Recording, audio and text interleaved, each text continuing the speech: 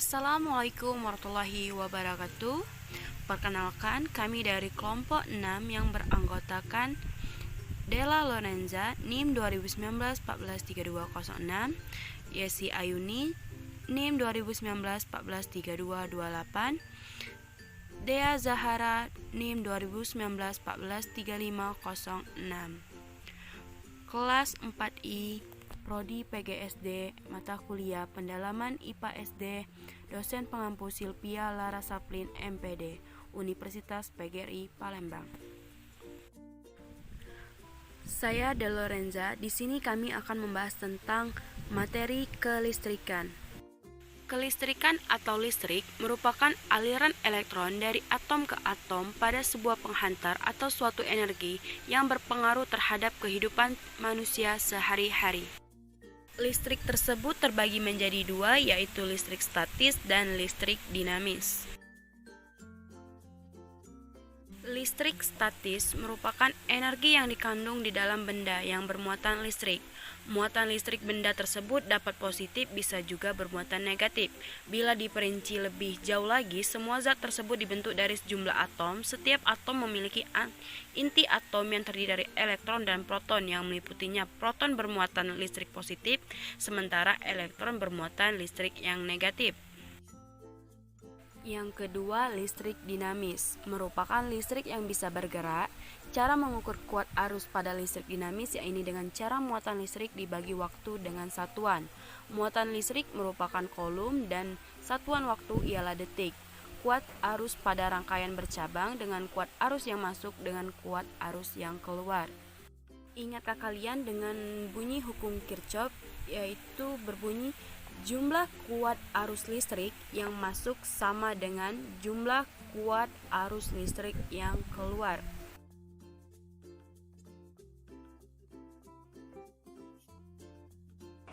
Besaran-besaran listrik. Energi listrik dinyatakan dengan menggunakan besaran-besaran listrik tertentu seperti beberapa di antaranya sebagai berikut ini. 1. Tegangan listrik. Tegangan listrik adalah perbedaan potensial listrik yang terjadi pada dua titik yang ada dalam suatu rangkaian listrik.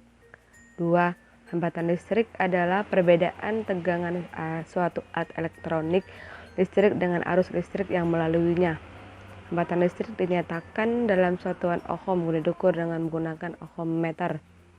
3. Arus listrik, jumlah muatan listrik yang muncul karena pergerakan elektron dalam suatu rangkaian listrik yang diukur dalam suatu satuan waktu tertentu. Dinyatakan dengan ampere. Dan 4. Gaya gerak listrik adalah besarnya listrik yang bisa diubah menjadi bukan listrik ataupun besaran energi lainnya yang bisa diubah menjadi energi listrik. Satuannya biasanya dengan menggunakan volt. Kapasitansi adalah tekanan jumlah muatan listrik yang bisa dicadangkan sebagai potensial listrik yang sebelumnya. Muatan listrik adalah muatan dasar yang dimiliki oleh sebuah benda mengandung listrik yang bisa membuatnya mengalami gaya tertentu terhadap benda listrik yang ada di sekitarnya. Satuannya adalah coulomb. 7.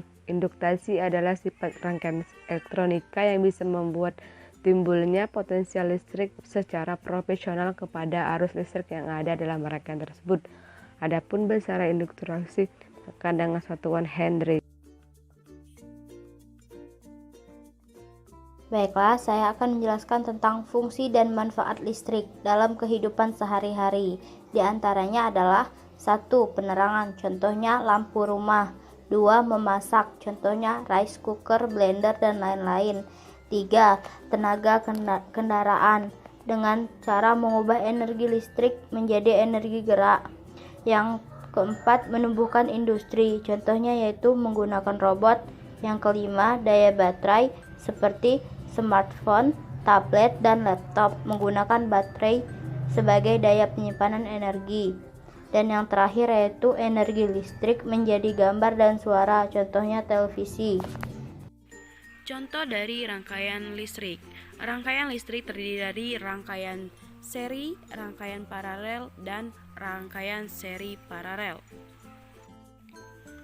Untuk mencari R total pada rangkaian seri, yaitu menggunakan rumus R total sama dengan R1 ditambah R2 ditambah R3 sampai ditambah Rn. Sedangkan untuk rangkaian paralel, cara mencari R totalnya yaitu 1 per R total sama dengan 1 per R1 ditambah 1 per R2 ditambah 1 per R3 sampai 1 per Rn.